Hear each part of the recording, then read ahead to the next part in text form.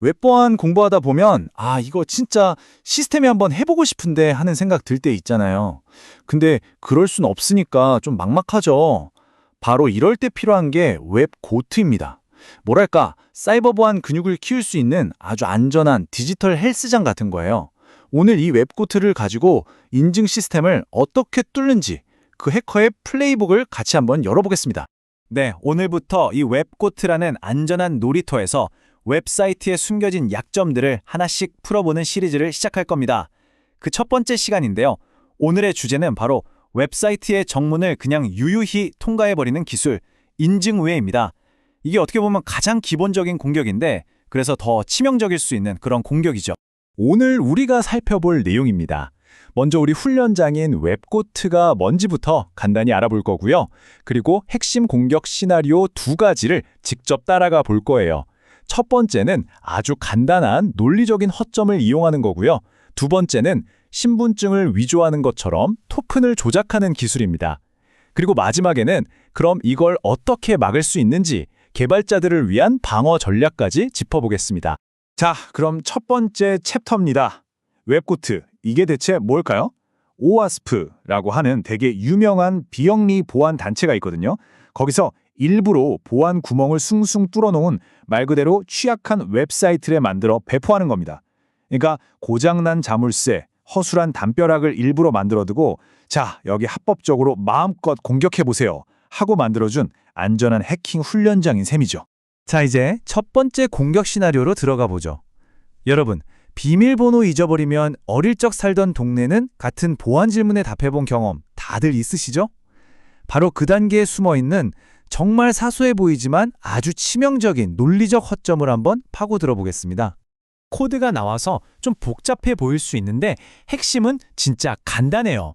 이 코드는 서버가 보안 질문 2개에 대한 답이 모두 맞는지를 확인하는 일종의 검문소 역할을 합니다.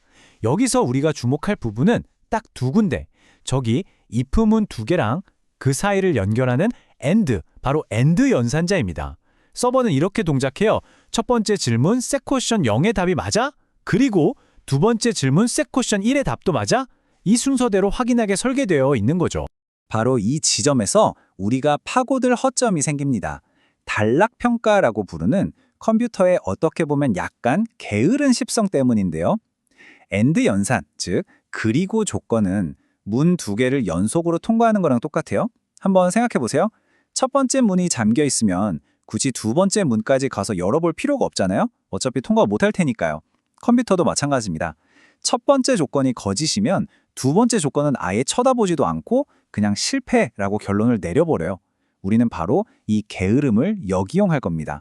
그래서 우리의 공격 계획은 이렇습니다. 아주 간단해요. 먼저 서버로 가는 요청을 중간에 딱 가로챕니다. 그리고 서버가 알고 있는 질문의 이름, 그러니까 setQuestion0, 이걸 전혀 엉뚱한 이름으로 살짝 바꿔치기 하는 거예요. 그럼 서버는 이걸 받고 이건 내가 하는 질문이 아닌데? 라고 생각하면서 첫 번째 조건부터 거짓이라고 판단하겠죠? 그럼 어떻게 될까요? 네, 방금 말한 그 게으른 습성 때문에 두 번째 질문은 확인도 안 하고 검증 절차 전체를 그냥 건너뛰게 되는 겁니다. 자, 이게 바로 실제 공격 장면입니다. 왼쪽을 보시면 원래 요청에는 셋퀘스천0와 셋퀘스천1이라는 정상적인 이름이 보이죠? 이제 오른쪽으로 한번 보세요. 우리가 이걸 중간에 가로채서 셋퀘스천 332처럼 서버가 전혀 모르는 이름으로 바꿔버렸습니다.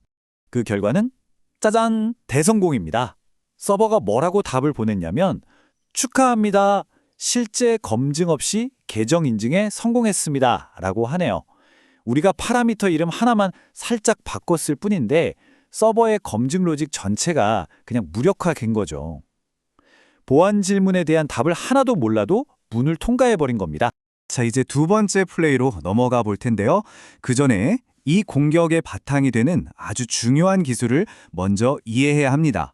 바로 현대 웹에서 디지털 신분증처럼 쓰이는 제이슨 웹 토큰, 줄여서 JWT입니다.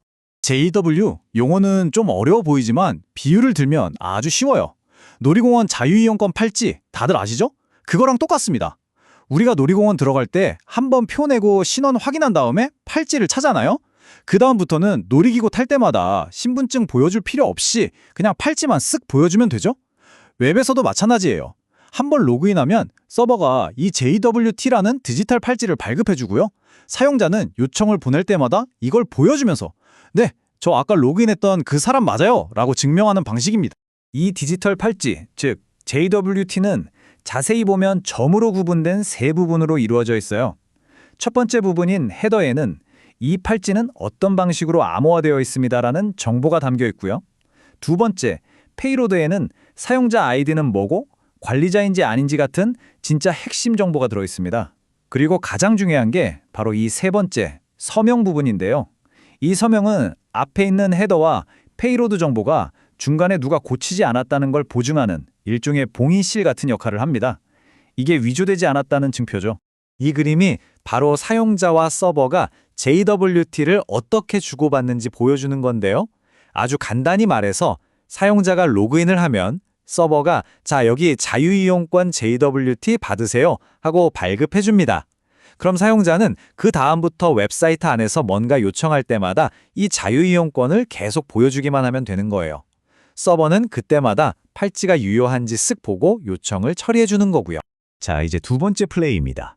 이번에는 그냥 문만 통과하는 게 아니라 일반 사용자의 JWT를 직접 조작해서 막강한 권한을 가진 관리자로 신분을 위장하는 훨씬 더 강력한 공격을 시도해 보겠습니다. 이번 공격의 핵심은요, 정말 어이없을 정도로 간단합니다. 이건 JWT 설계 자체의 약점이라고 할 수 있는데요. 암호화 방식을 뜻하는 ALG라는 값에다가 none, 그러니까 없음이라고 써서 보내면요, 서버가 아까 그렇게 중요하다고 했던 그 서명, 즉 봉인씨를 확인하는 절차를 그냥 건너뛰어 버립니다. 이건 검증할 필요가 없는 토큰입니다 라고 스스로 선언하는 꼴이죠. 자, 이게 우리가 받은 일반 사용자의 토큰을 JDT.io 같은 사이트에서 열어본 모습입니다. 헤더를 보면 HS512라는 암호화 알고리즘이 지정되어 있고요. 페이로드에는 애드민 권한이 false, 즉 관리자 아님이라고 명시되어 있죠. 이제 우리가 할 일은 딱 두 가지입니다. 정말 간단해요.